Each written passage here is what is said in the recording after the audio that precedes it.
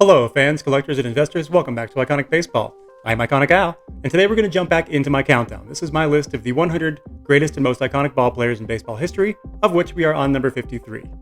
Now, this is one of the elite third basemen in baseball history. In fact, I have him ranked number 2 all time after Mike Schmidt.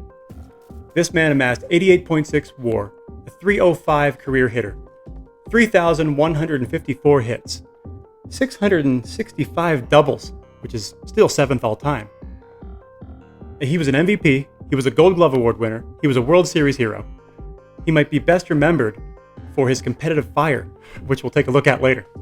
He might also be best remembered for hitting .390 in 1980, a season in which he amassed 9.4 WAR and missed the 400 mark by about 5 base hits.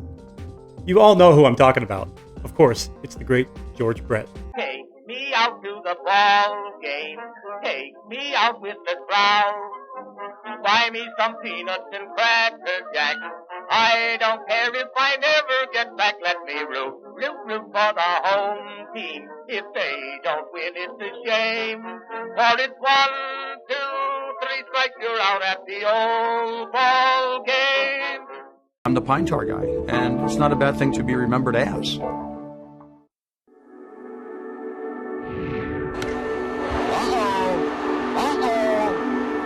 It's gone, and now the Royals have the one-run lead. George Brett has just homered, and Billy Martin and the Yankees want the bat. And he knew George had a bat that he thought was illegal, and he waited until George got a big hit in order to bring it to the attention of the umpire. Well, what they're talking about, Frank, is that he's got too much pine tar. You've got to have a certain amount of distance from the trademark of the bat and the pine tar. They might have a legitimate right. George Brett looking around and wanting to know what's going on. I leaned over and I said, George, I think they're going to call you out. And he says, well, why would they call me out? And I said, well, we're in New York, and Billy's got all the umpires out in the center of the field. Our manager's still on the bench, and I just don't think we have a chance on this one. I said, if they call me out for using too much pine tar, I'll run out there and I'll kill one of those SOBs. And as soon as I said SOBs, the Tim McClellan, the umpire, who stands 6'6" and weighs 250, is looking for me in the dugout. Hey, there you are, you're out. Oh, look at this. Brett is out, and He's steaming mad. he is out and having to be forcibly restrained from hitting plate umpire Tim McClellan. And the Yankees have won the ball game 4-3. Brett is called out with the illegal substance on the bat. I'm a very competitive person, and I don't like to lose, regardless of what I'm doing. And especially when you do something, what I consider was extraordinary, to hit another home run off Goose Gossage in an extraordinary place, Yankee Stadium. You know, it just kind of magnified my emotions, and as a result, I went a little ballistic. Well, there you have it, the Pine Tar incident, one of the most iconic clips in baseball history and a true showcase of George Brett's competitive fire. To watch him bust out of the dugout the way he did, and rightfully so. I mean, it was, I think, an unfair thing to overturn a 2-run home run that would put his team ahead at that point in the ball game, and that decision would ultimately be overturned, and George Brett would get credit for that home run, and the Royals would ultimately get a win for that ball game. So the wrong was righted, but you could clearly see how livid George Brett was at that decision by umpire Tim McClelland. And Billy Martin, the Yankees manager, you know he was just waiting, kind of laying in wait. If something were to happen, he had sort of scouted out George Brett's bat, had some intel, and used that moment to use that challenge to try to get that home run overturned in a very intentional and, I feel, malicious manner. So there's a baseball injustice that did not stand. All right, let's get into George Brett here, a man that I have ranked the second greatest third baseman of all time. You could argue Eddie Matthews, because Eddie Matthews has the greater WAR and more power, the higher home run total. I will argue that George Brett deserves that number 2 spot all time among third basemen because of the career average. George Brett was a .305 hitter that amassed 3,154 hits. 88.6 WAR is nothing to sniff at. And although he didn't hit as many home runs as Eddie Matthews, he hit 317 home runs. He was a power hitter, except when George Brett exhibited his power, it came in the form of a double. George Brett had 665 doubles in his career, still 7th all-time. He won 3 batting titles, a Gold Glove Award, an MVP award, and 13 times he was an All-Star. In his epic 1980 MVP season, George Brett hit .390, only 5 hits shy of being a .400 hitter. And in the postseason, George Brett was an absolute monster.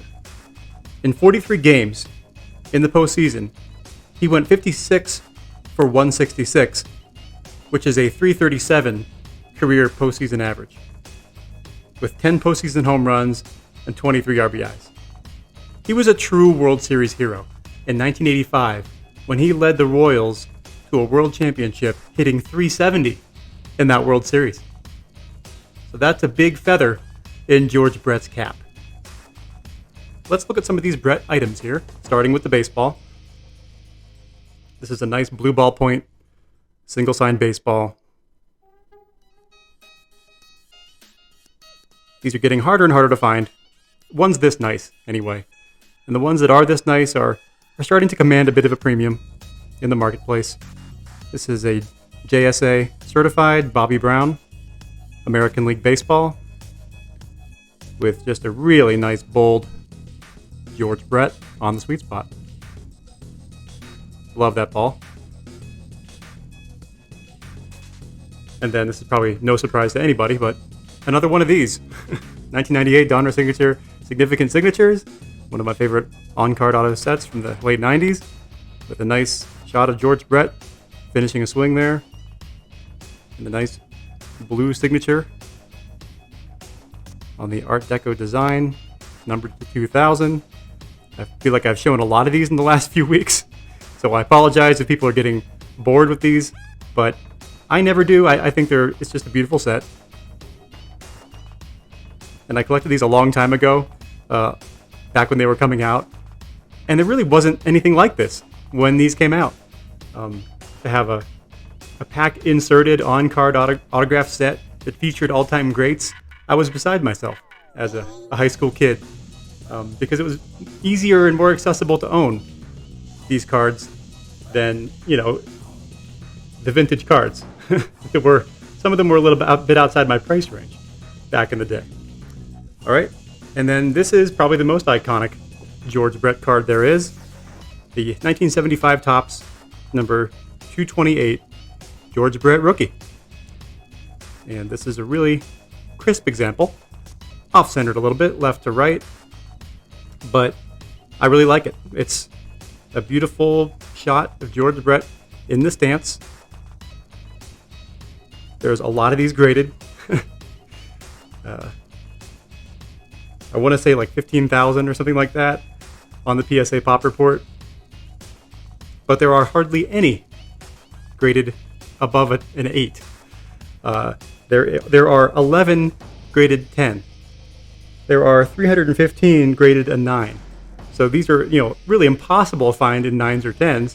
So then that leaves the rest of us collectors to finding 6s, 7s, 8s. And for most of us, that's high grade for a card like this. And so I'm very happy owning a 7 that presents pretty well with kind of nice sharp corners. Again, a loose rule, try to find, if possible, a card from the 70s in a 7. That's a pretty good rule. A card from the 60s in a 6. That's kind of like a general rule that you go by. Obviously, that doesn't work so well with mantles, but I'm very happy owning a PSA 7 Brett rookie card. One of the iconic cards of the 70s and one of the iconic cards in the hobby. All right, everyone. Thank you again for watching this episode. And if you are not subscribed already, please do so. And we'll hit you with another video in a few days. Until next time, keep collecting and stay iconic.